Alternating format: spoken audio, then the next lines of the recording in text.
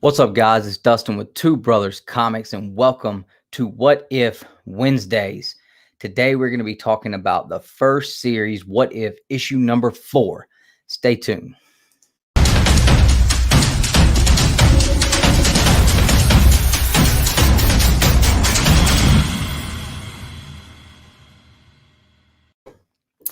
All right, guys. So we are starting the What If show now on Wednesdays. We brought it from our Sunday show and made it What If Wednesday just because that made so much more sense.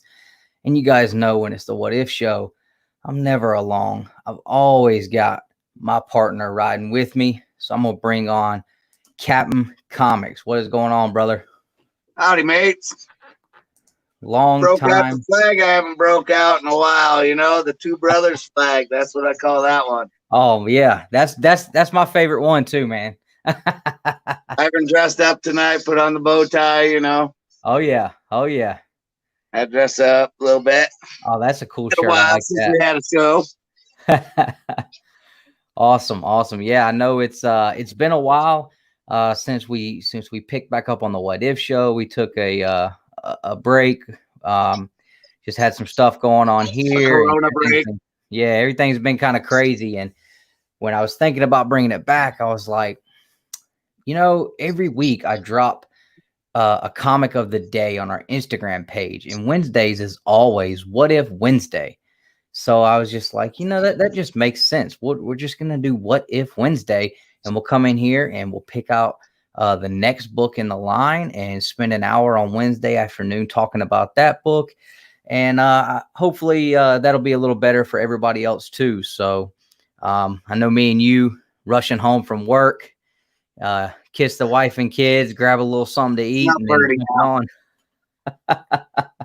So, but cool. We got a few people in the chat. Our main compadre, the almost third brother, Justin Birch. What's going on, man? Thanks for hanging out. Austin Lemmy, I don't think he ever misses a stream, a video. Definitely a big supporter of our channel. We appreciate you. And Sports Bros, been seeing these guys popping up a lot lately too. They actually commented and left a suggestion on the eBay search video series that I just started recently. And actually be on the lookout for that, guys, because episode 2 is going to be coming out very soon. I just recorded that. So as soon as we get that edited up, we're going to drop that one and keep that rolling too. I'm going to try to do that like a bi-weekly thing. So, and look, we have a brand new channel. And I hope this guy subscribed. If he didn't, you know what to do. Hit that red button. We have Perry Reacts. Now, if you guys aren't familiar with Perry Reacts, it is a guy that we know personally in the community. He has started another channel where he's going to be doing some more reaction stuff. So this is going to be a channel, and correct me if I'm wrong, this is going to be a channel dedicated purely to. So make sure, if you haven't, guys, go and sub up Perry. What do you mean? Yeah. Superior Hero, what's going on? Ka-chung all the time in here too. Definitely appreciate that. And thanks for subbing us up, Perry. Every one of them counts, even if it's a double. And Superior throwing the 5 knuckles at the cap. And check this out. Check this out. Magic Lasso. Haven't seen you in a couple of streams, man. Good to see you. Good to see you. Another person who has been a huge supporter of our channel from day one. You know, most of you guys have been. I know Cap's been supporting us, and even before he started coming on the live streams with us. I mean, Cap was always watching and commenting. So always appreciate you guys. Ben Compton, drop the link, Perry. Yeah, Perry, you might have to get on your regular channel to drop the link, but go ahead and feel free to do that, man. All right, so Cap. Well, we appreciate everybody coming out. Absolutely. I know that Wednesdays is a busy day on YouTube sometimes, and now that new comic book day is back in the mix. But like I said, it just seemed like it made sense to do What If Wednesday. So we're going to see how this works out. I know Cap and I really love these What If books. And I know there's a lot of other people out there that do. And then there's a lot of people that maybe everybody's heard of them, but maybe not everybody's read them. So that was our whole thing, is trying to, introduce people to these stories and give them an idea of what they are and why they are such great reads. Well, for the most part. Some are good. Some have a good storyline. Some have good, makes you always think afterwards, what if that did happen? Or what if this happened? Yep. Some are kind of blush and kind of jumps around here or there. Some you're just like questioning, why did they draw this way, or certain characters you're just like, come on now. We all know that, this bad guy can't beat this good guy. Yeah. And I understand it's a what if, but still, on the other hand. Yeah, and Our last one, I believe, Iron Man died in, wasn't it? Yeah, and that's what I was going to say. We'll talk a little bit about the ones we've done. We went through 1, 2, and 3 so far. We saw Spider-Man join the Fantastic Four and the chaos that created with leaving the Fantastic Four without a member of their team. And we all know that she went and hung out with Namor and became the queen of Atlantis, and never again able to come back to the Fantastic Four, and how that would have changed the landscape of things. And I think my favorite issue so far has been issue 3. I mean, that one just is still like, I've actually read it again since we talked about it, where what if Bruce Banner, what if the Hulk had Bruce Banner's brain from the beginning, and how that would have messed things up. And I think when you look at that, you're like, yeah, but what would that have really done? Well, we didn't have any X-Men, we didn't have any Fantastic Four, and we didn't have any Avengers by the time it was all said and done. So that was a pretty drastic outcome for that one. Yeah, just because that's one character, and that whole streamline went a whole. Yep. So I think what he was going to lead into is the fact that, you had one small detail from one character that was changed, and how that was able to completely, absolutely change the landscape completely. And let's see here. There he is. Oh, all right. Sorry, technical difficulties. Oh, no problem. All right. But yeah, I love that Hulk one. That one's probably, out of the 3 that we've gone over, that one has been one of my favorites too. Not just because I'm a kind of a Hulk fan a little bit, but the fact is, like you said, that without the X-Men, Avenger, all these key teams or even individuals, Professor X helped him out, and it was just, or no, that was the other one. But it's so weird that one character can change a timeline like that. Absolutely. Absolutely. And then sometimes we see things that happen in these what if books that later on become canon in some aspect. It might not be the exact same way, but there were parts of that book where Bruce Banner only turned into the Hulk at night. Well, that ended up happening with the Immortal Hulk series. And we know that eventually Bruce Banner and the Hulk were able to kind of merge as one person, and that ended up happening at some point. So it's kind of cool when you see the stories that are supposed to be just a fantasy read kind of turn into canon in some form or fashion later on down the road. That's cool to see. We got a couple more people popping I always in. thought too, if Bruce Banner was hanging out with Betty Ross and he turns into the Hulk, I love that scene where he's just sitting on the sofa flipping through channels as the Hulk, Yeah. It's like, yep. Hulk hungry, bring me food. Hulk thirsty, Right. bring me beer. You just don't think of him just kicking back watching, Long Swell show or something like that, whatever was on that time. Right. It just makes it just seem more funny, would Betty Ross say that the Hulk's a beast in the sheets, or because he doesn't turn back? Or would she be Absolutely. like, I'm only sleeping with Bruce Banner, not the Hulk, Right. Absolutely. So And that's all, and that's what they are. They're great books. I like them all too. oh yeah, absolutely. And Some others. right. And I think that's going to kind of be a good, sorry, I've got something going off over here and I can't find it.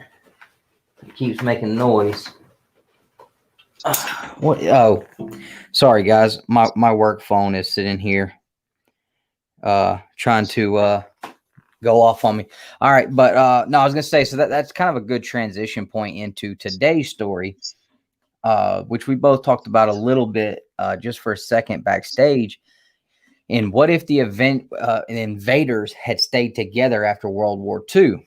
And this was a storyline I was not familiar with at all. And as I read it, it didn't really give me that same. I didn't have that same excitement and that same feeling of, wow, this would have completely changed everything, like we did with some of the other ones. And it's a lot of the storyline, I think, takes place. We've got Marvel Comics issue #1 storylines. We've got storylines from the Captain America timelies, from the old Submariner timelies, and some of the other Golden Age era books, which is cool. You get a little bit of the history lesson there, but I don't feel like this one particularly really fit in with they're just turning the Marvel universe on its head like the other ones did. So let's get into this one. What is going on, Simon? Good to see you. I think this is the first time I've seen you in here. If it is not, I do apologize, but good to see you. Glad you could stop by and check out What If Wednesdays.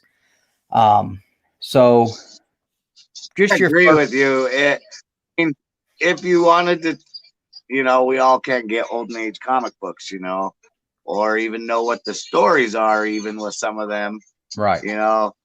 This kind of gives you an idea of it, but I kind of felt the same way. This one, out of all of them, it jumped around too much. It was all over,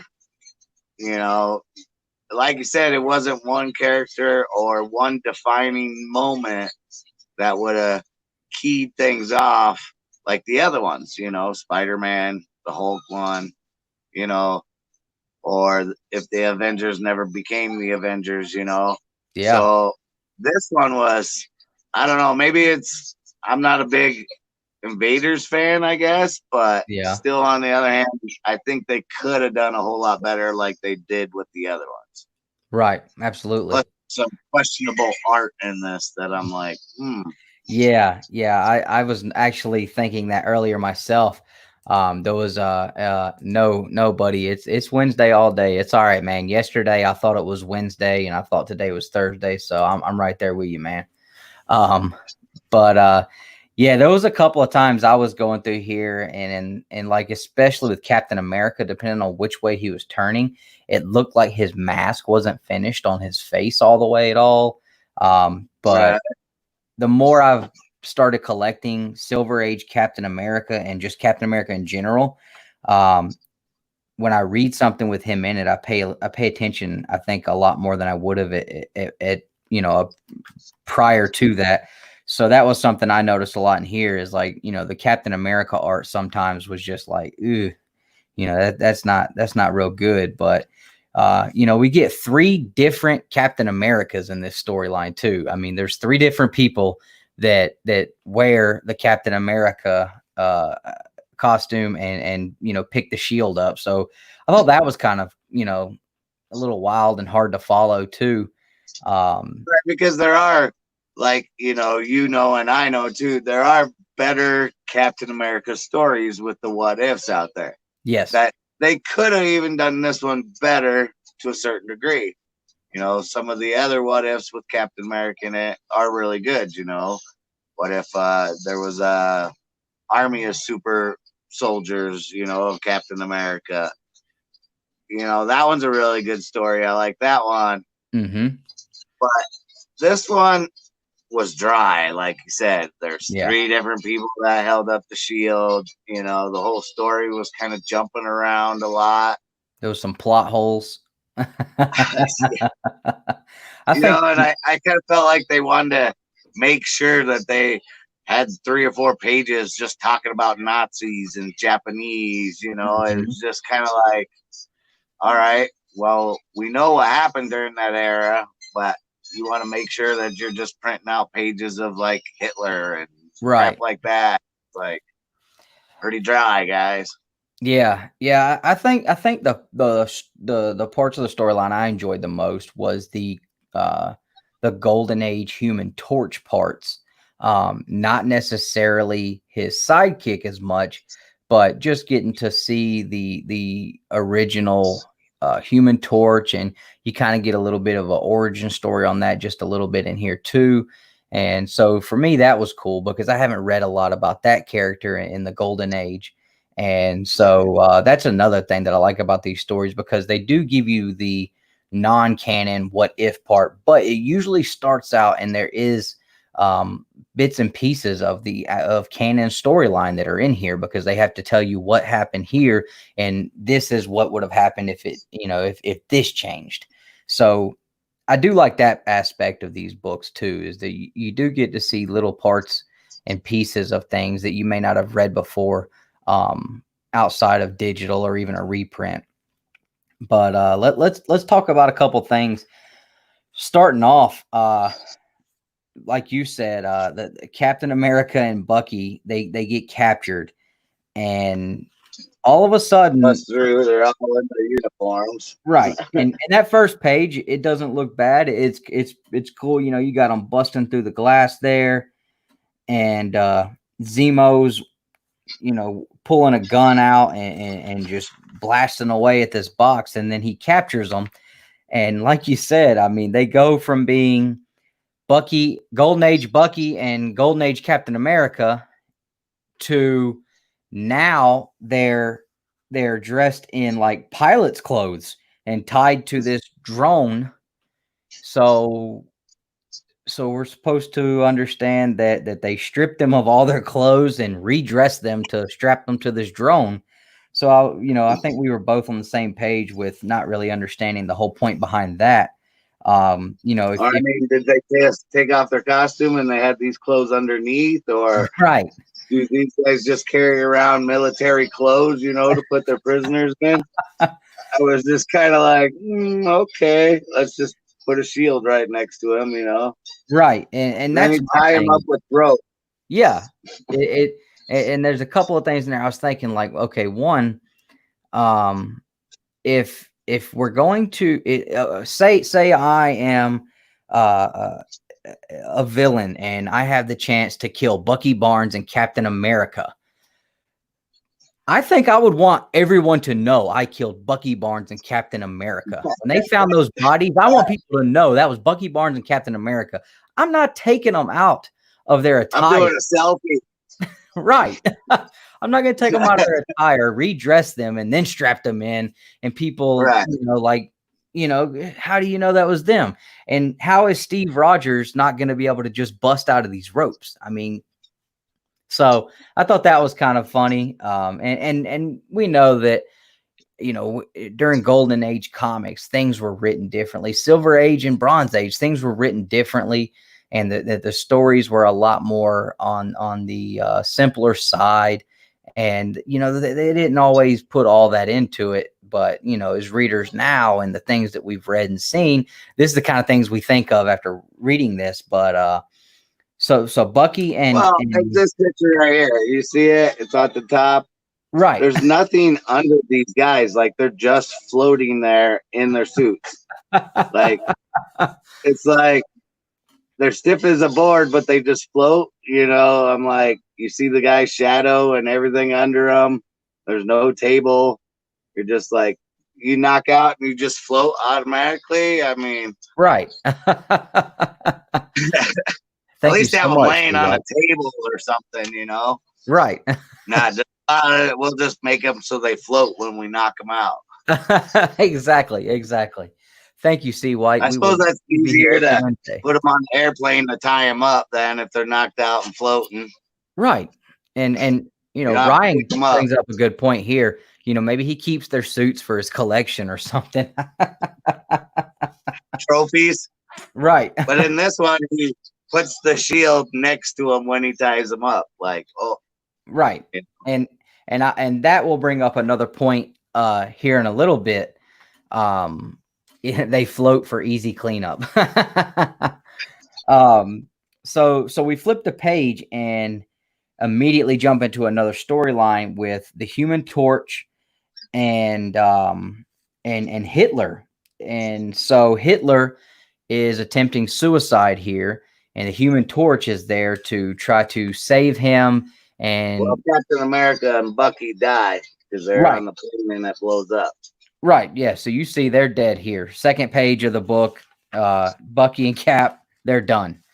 Yep. Gone. And we get the Human Torch. So you get the Human Torch and you see Hitler there and the swastika flags. So we know this is all World War II stuff going on. And Hitler is determined to commit suicide while the Human Torch is determined that he is going to capture him and bring him in to stand trial, which is not what he wants. And he ends up telling his confidant there, you know, make sure you tell them that I committed suicide.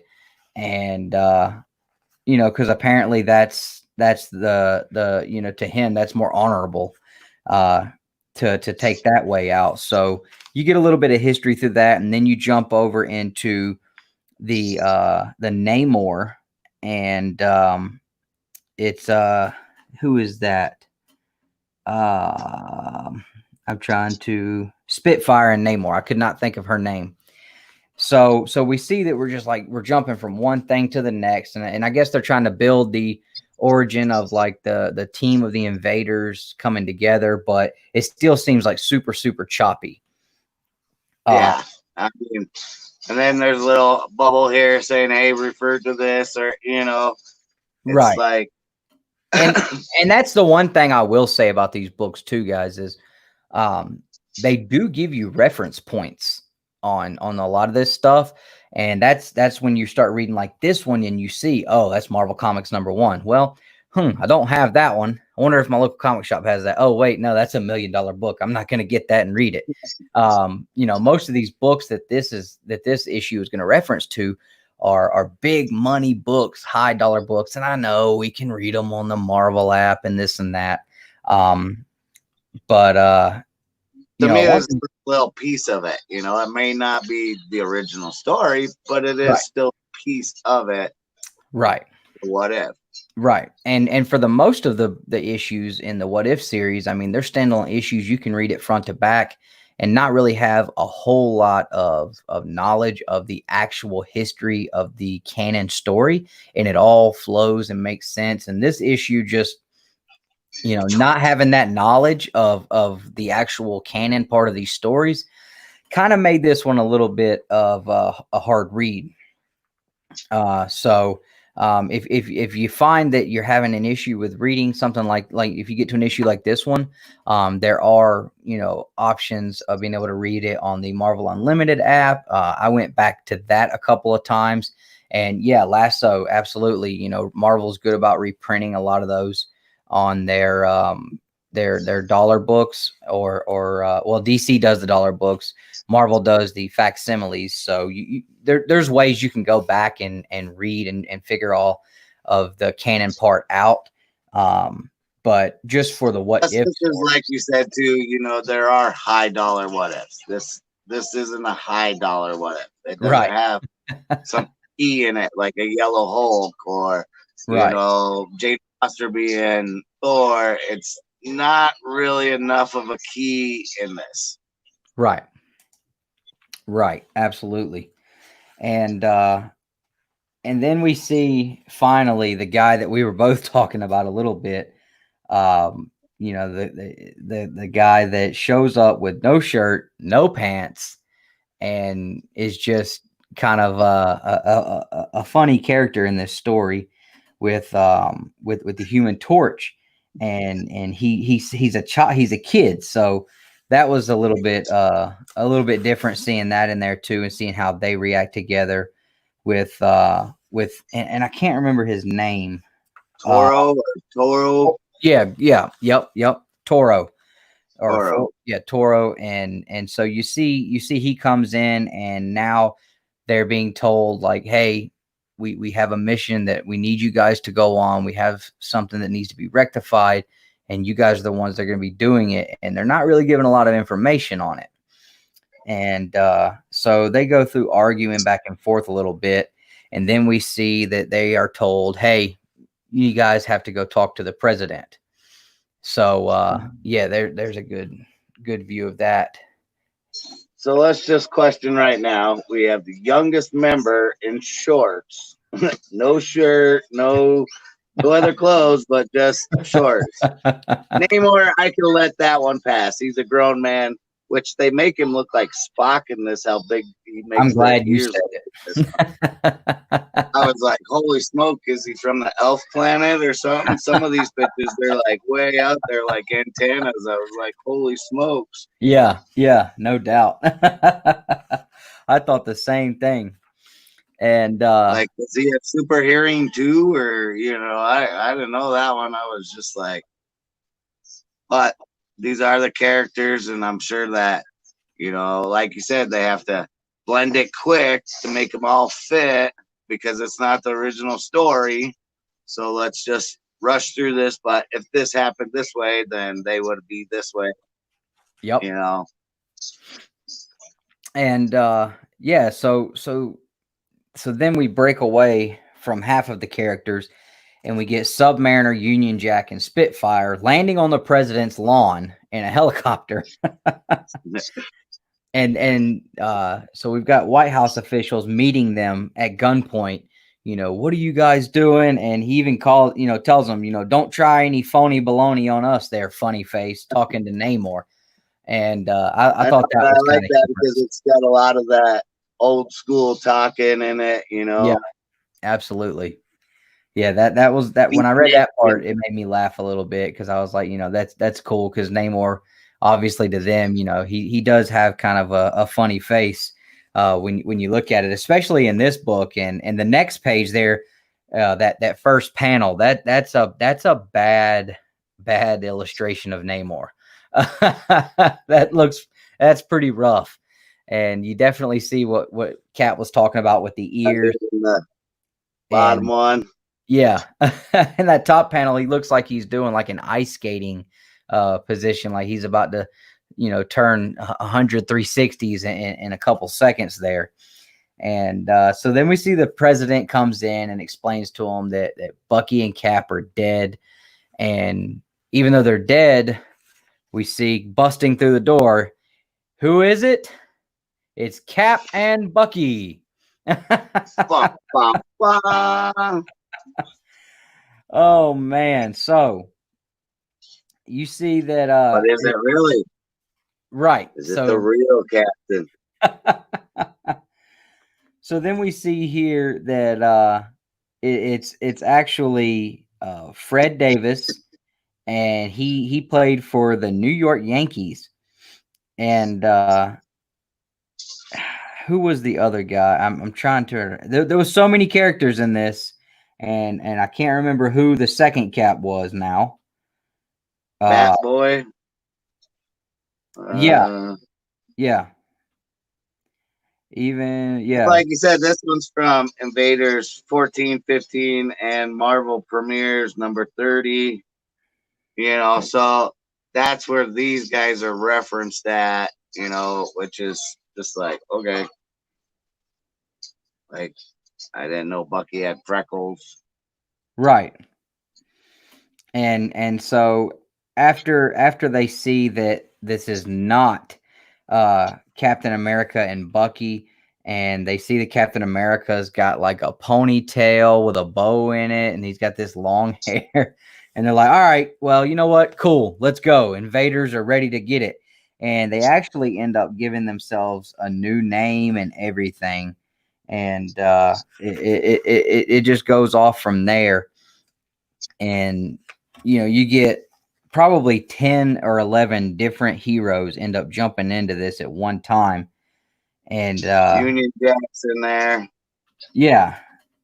I mean, it's wild. We get like I said, like we've said, it's just so much. It just jumps around. You're like, okay, now this guy's in here. Now this guy. You're just like, right. We get Miss Captain America, is the dead by the Wizard. president, but we're not gonna say he's dead. So we got to find a new person to make us have Captain America because we're America. And nobody knows that Captain America's dead.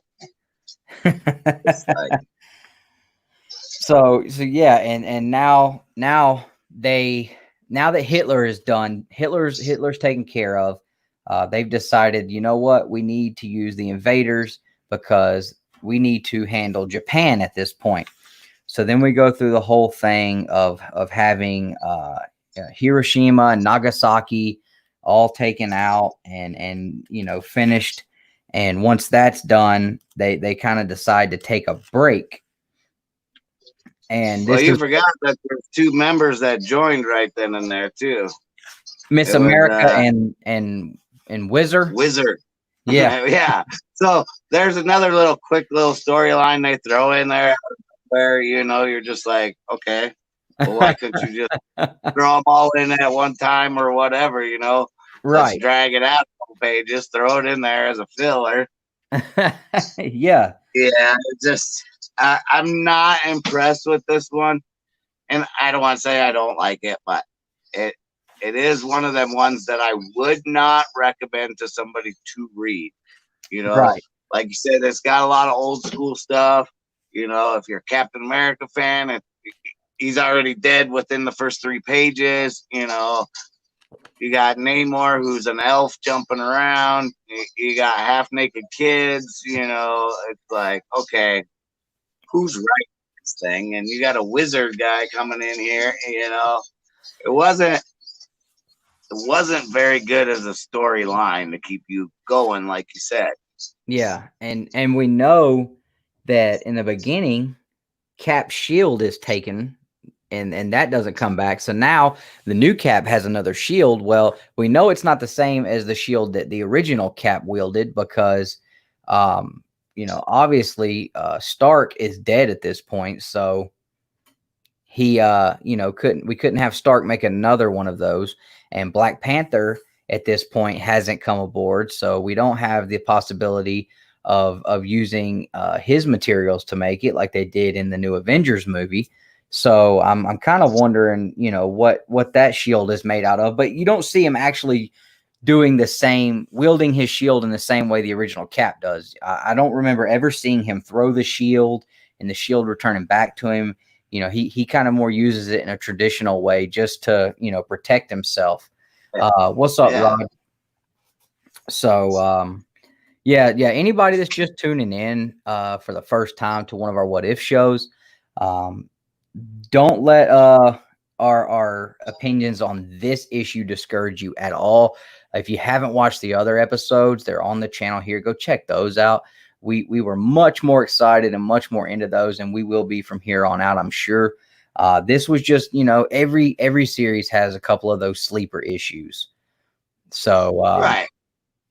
I mean, if you're a Namor fan, if you're a Captain America fan, if you're a Wizard fan, if you're, a Human Torch fan, their stories, their origins, and everything else like that. This is kind of a little bit different on their parts. Everybody has a little bit different origin. Well, not really origin, but different story in this one. Yep. And so now we see they've taken out Japan. Everything's cool, and they've decided to take a break. They've decided to disband for a term, and this is where we jump into Toro and the Human Torches segment. And and they decide to go off and meet the Human Torch's creator. And so they go on to look for Professor Horton, excuse me. And when they get to the front door, they realize that it's not him. He's an android, which is actually what the Human Torch is. And they actually talk about that in here. The fact that his name actually doesn't make sense calling him the Human Torch, because he's not a human. He's basically an android. And so that was cool. And something with the Human Torch and Toro that I've always wondered about is, what are their clothes made out of? Because he flame on, he flames off, and his clothes are still good to go every time. But when the Hulk, right, except for the kid, he's always in boots and shorts. You know, he must not have the same material.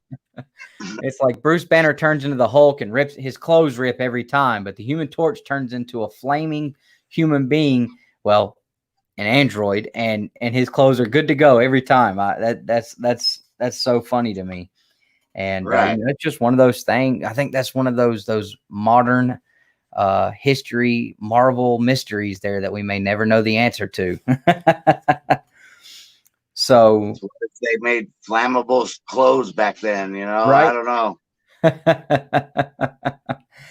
So we why would you share some with your partner? You know, oh, I got a young lad here. I got a full body suit that covers me from head to toe. This guy's got some skimpy little shorts on and some boots. Right. That's about all he gets. Cap is not happy about this kid not having no clothes on. He's not okay with it.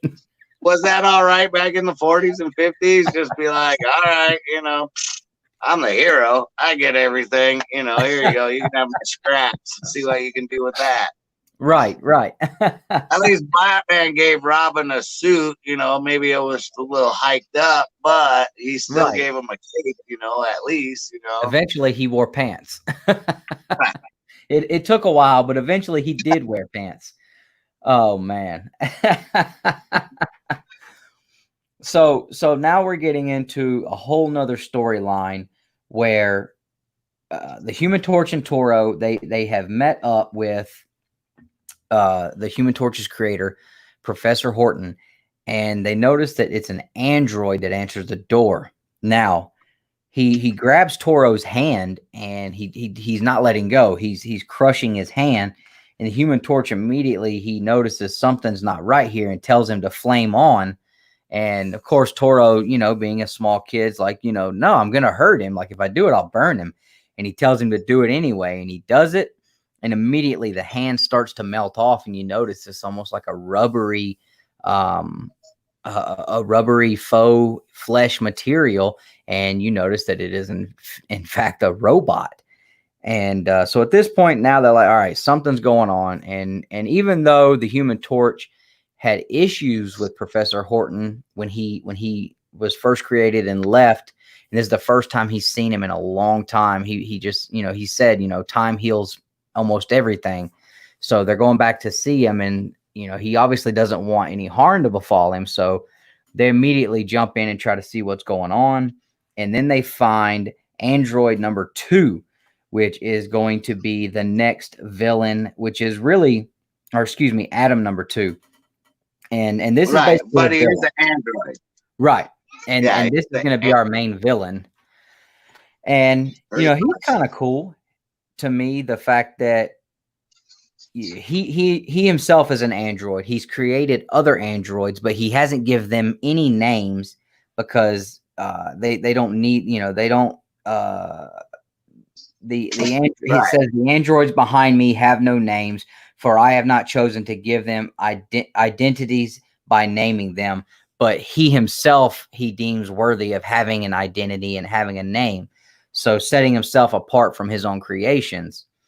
And so then a big fight breaks out, and we see that Adam number 2, he's a pretty tough dude, and he ends up giving a little bit. Do what now? He can stand toe to toe a little bit. Oh yeah, and not necessarily, you know, using his bruteness. He uses his, well, I'd say his brain, but you know, he outsmarts them though. You know, he makes them think he's locked in this room, and they try to melt their way through it, and it starts to fill up with water and starts to flood them.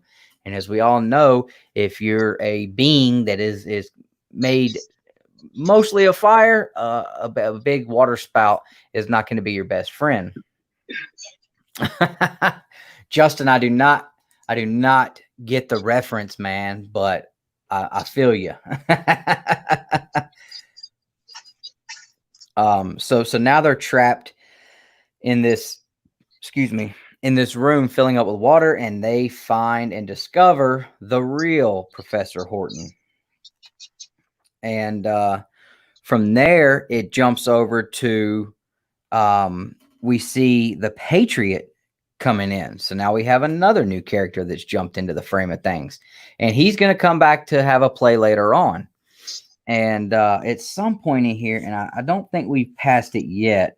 I was trying to remember where that one panel was where Cap's mask just looked horrible, but we may have already passed it.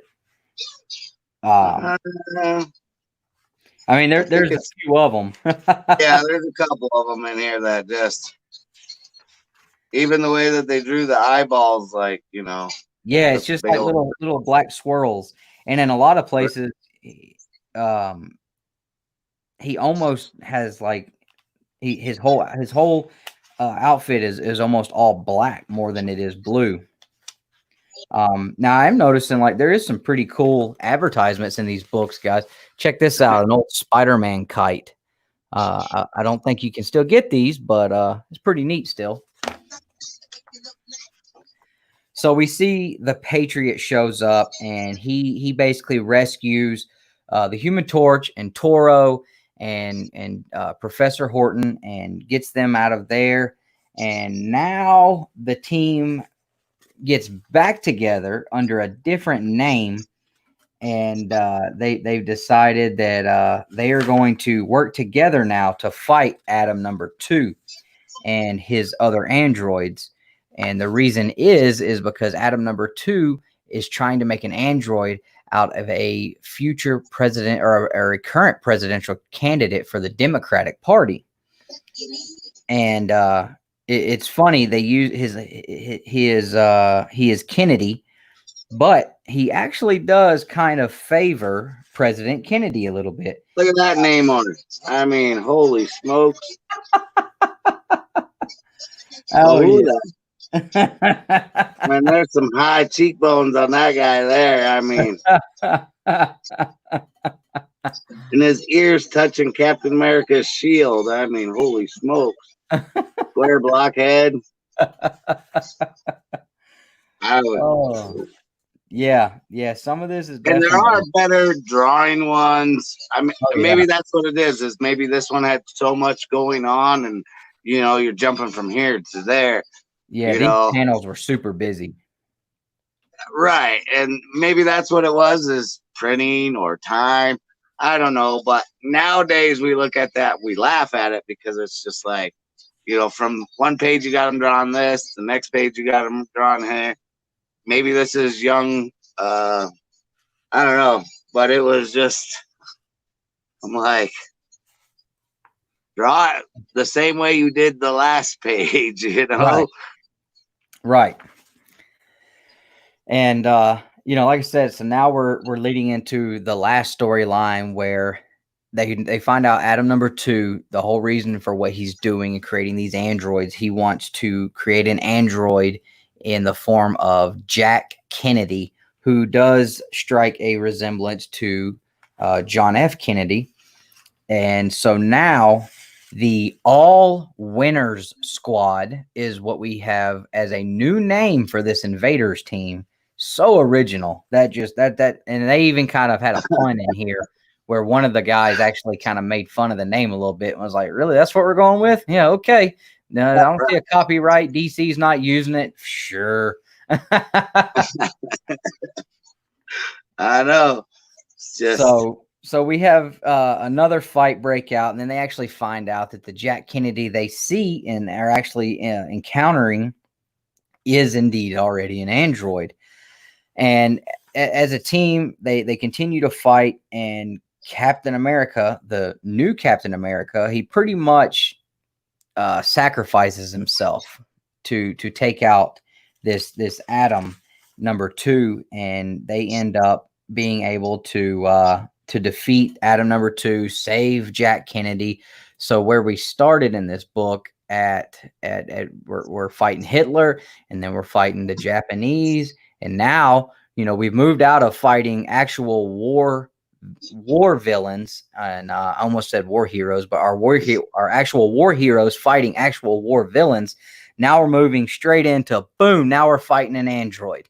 So now we're getting into a mixture of old school comics and how that stuff played out, and more at this time modern age stuff.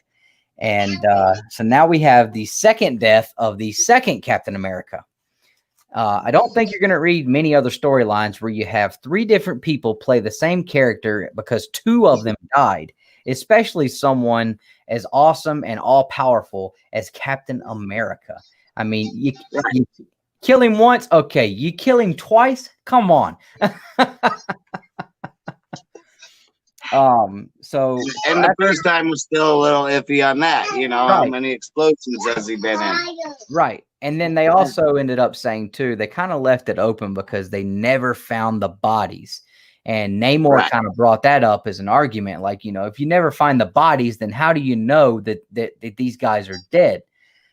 So that kind of brings back or leaves an opportunity, I guess, to have brought him back in the end, which is what I had hoped would happen.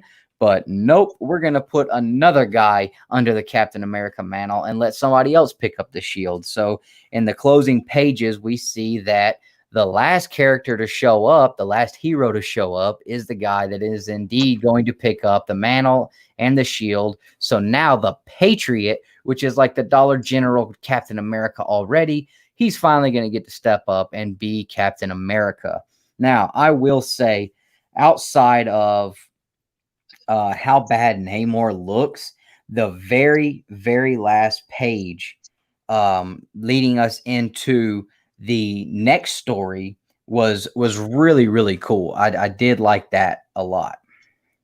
I mean, yeah, Human Torch, like this is another one. Okay, so you got Human Torch, all right, Namor carrying a shield, Captain America. Now which Captain America is he carrying? Right. You got Toro over there crying. Why he's, does he cry out red tears or fire tears? I'm not quite sure. Then you got Bucky way down there crying. I'm just kind of like, okay, you got a lot of things going on with this. Right. And then you got JF Kennedy up there, like, da-da-da. So we obviously see that the next issue is kind of going to be a bit of a continuation of this issue and kind of give another, maybe another spin on, well, if Captain America hadn't vanished in the beginning of this issue, of this issue, and at the end of World War II, then this is what would happen. So hopefully the next issue, we're going to get a better spin and a little bit better storyline. So fingers crossed on that. Well, there are, like we discussed. First one was Spider-Man, A lot of Spider-Man fans, a lot of Captain America fans. Yep.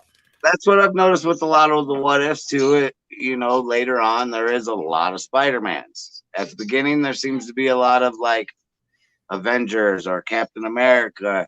Fantastic Four. At that time, I don't know if it was popular or not popular, or maybe this is the way that they pushed an advertisement back in them days, to get people, oh, I saw the Human Torch in a what if when we collect some more Human Torches, or, freaky looking Namor elves, Right. Right. Absolutely.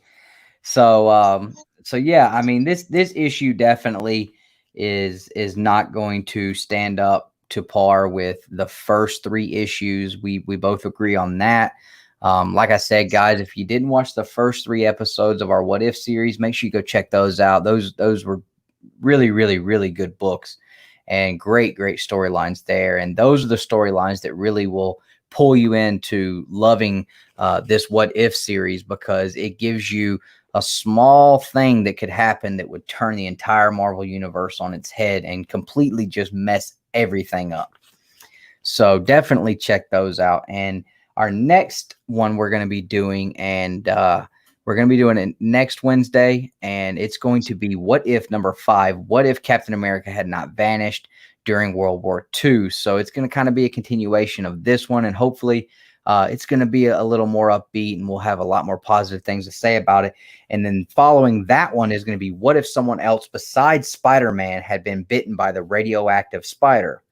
And I already have an issue with that one, just in the title, because in my mind, wouldn't you want it to say, what if someone besides Peter Parker was bitten by a radioactive spider? Because anybody bitten by the radioactive spider would be Spider-Man. Well, I guess unless it was a female. We'll have to read it and see. So right.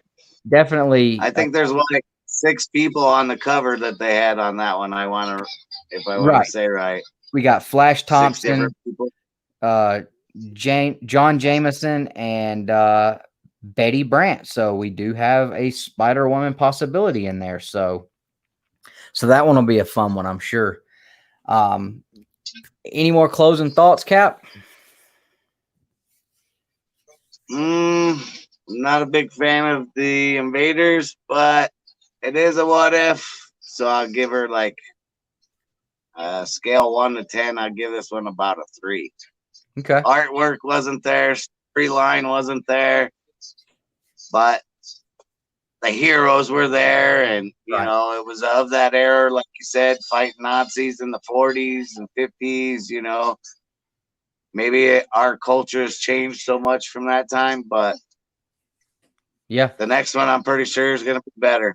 Yeah, absolutely. I mean, they definitely have the big name heroes there. I think it would have been cool if they would have been able to just focus on maybe one storyline like the other ones did, where, you know, you have one focal point and then have something catastrophic change off of a small detail there. So, but you know, we all know, I mean, we can you can have a series that you love and absolutely buy every issue and read every single one of them, and you love that series. It's your favorite series. And there's bound to be 1 or 2 issues that are just going to be stinkers. I mean, it's just bound to happen. So hopefully we don't get too many of those here. But all in all, I'm still enjoying reading through this series. Me too. I love them. I mean, it is still a what if where, you know, what if there was 3 Captain Americas, I swear, or, you know. Yeah, no doubt. Absolutely. But it is, you know, an Invaders, you know, the team. This is just another outlook to look at the team, you know. Absolutely. I'm not a big fan of it, but, you know, they just kind of murdered this one compared to the art of the other ones, the storyline, you know. But I know there's many more, and you do too. And then there's ones that just leave us bangers, you know, like it gets you thinking like more about that character or more about that situation, you know. Right. So and make you want to go dive into some of the history behind some of it too. Right. And like the first one with Spider-Man, and then Sue going marrying Namor and her only being in an air bubble or something like that, you know, and she can never reverse it, you know. It's just kind of like, yeah, I like that, you know, certain degrees, but everyone has like a, like you said, a little bit of a turning point, a little bit of, you know, not quite there, but it's there, but it's just not quite there. Right. Right.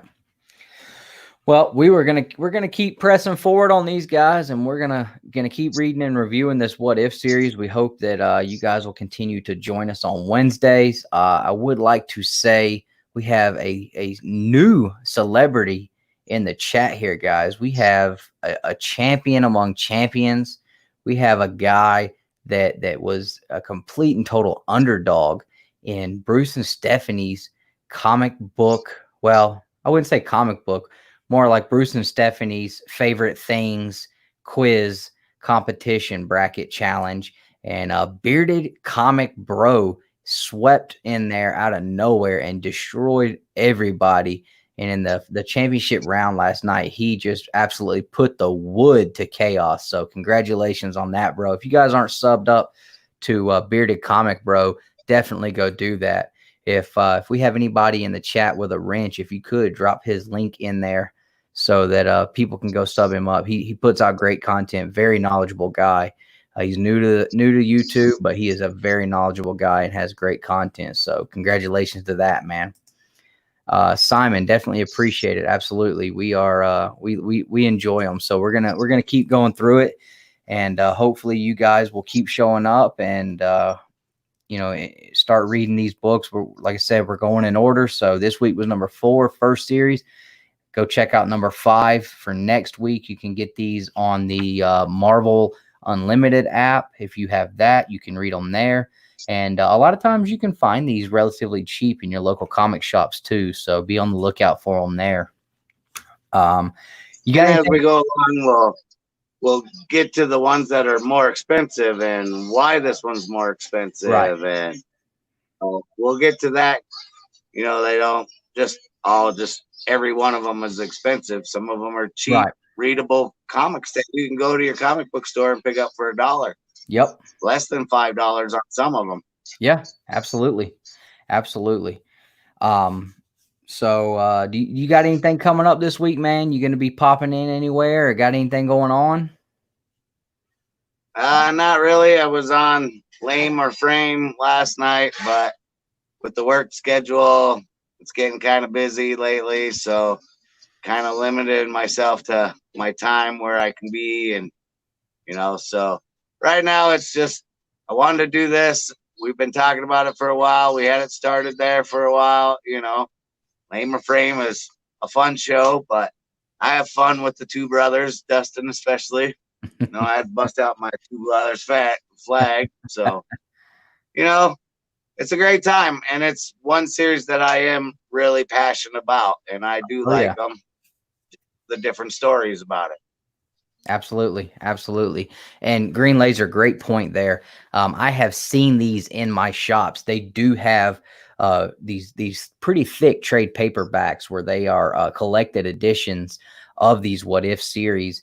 And you can, I think the first series, there's like 4 or 5 volumes, but they're pretty thick. So you can pick those up. I know I've seen them in several of my local comic shops. They're available on Amazon too. So that's always something you can you can go check out there. In stock trades. Yeah, Green Laser, awesome.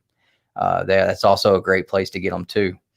Austin Lemmy, thank you for dropping Bearded Comic Bros link in the chat. You guys check that out. All right, well, cool, man. I enjoyed it. I had a good time, and I'm excited for next week. As far as what we got going on this week, guys, tomorrow we will be dropping our top picks for New Comic Book Day, June 17th, which is next week. So we're going to start dropping our top picks every Thursday for the next week. So be on the lookout for that. Friday, we're going to be dropping a edited video where I do a full unboxing and review on this awesome quarter scale NECA Teenage Mutant Ninja Turtle figure from the original movie. So be looking out for that, because that's a really cool video. That figure is outstanding. And then Saturday night, everybody knows it's the Saturday Night Babble-on. Right now on our Instagram page, go to our story, and you can actually vote for what we're going to be doing our top 10 ranking list Saturday night on. So if you haven't went on there and voted, make sure you go to our Instagram at 2brotherscomics, the number 2. Click on our story and vote for which one you would like to see. Are we going to be ranking our top 10 favorite Avengers who've been part of an Avengers team? Or are we going to be ranking the top 10 Venomized or Carnageized characters?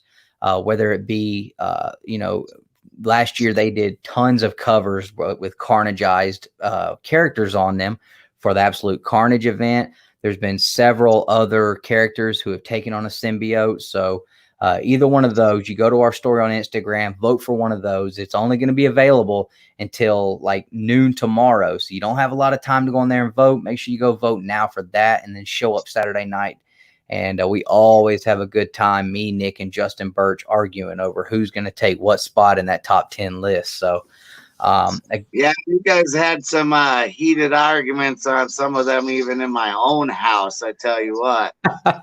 So. Yes, we did. Yes, we did. And it is always conveyed through the chat. We get everybody in the chat. We get people mad at us, or they might be on somebody's side and be mad at someone else.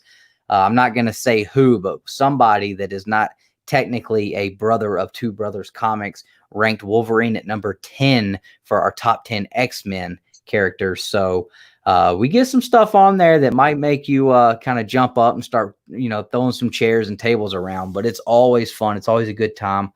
And also this Saturday, DC villains.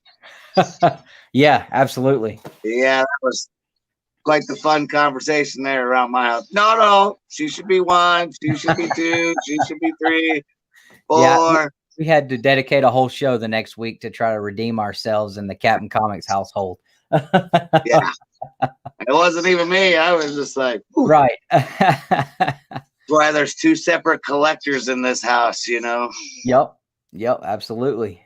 And it's always fun. And before we go, for those of you guys who entered into the Loggerhead art contest, all the votes have been tallied. The winners have been pulled, so we know who's getting what. And we're going to do that announcement and tell who wins what this Saturday night on our Babble-on. It's going to be the very first segment. We're going to have Brian Silverbacks come on with us in the beginning, and we're going to go through the winners for that contest too. So make sure you guys check that out. Outside of that, if you don't have anything else, Cap. I am good, Dustin. All right.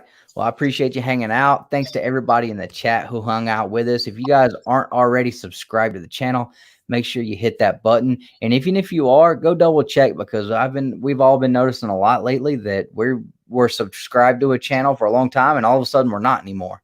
So make sure you're subscribed. If you're not, hit the thumbs up if you like this video. And for those of you guys that are watching this on the replay, let us know in the comments, how did you feel about this issue if you've read it? And we will see you guys next. What's your favorite one? Right. Which what if story are you looking forward to us getting to? Because we're going to get to as many as possible. So you guys, thank you. Series is 47. Yeah. Yep. And then there is a series 47 weeks. Yep. And who knows, we may end up going into series 2 after that, because there's some really cool stuff in there too. So, oh yeah. But all right. Well, you guys enjoy the rest of your night, and as always, collect your way.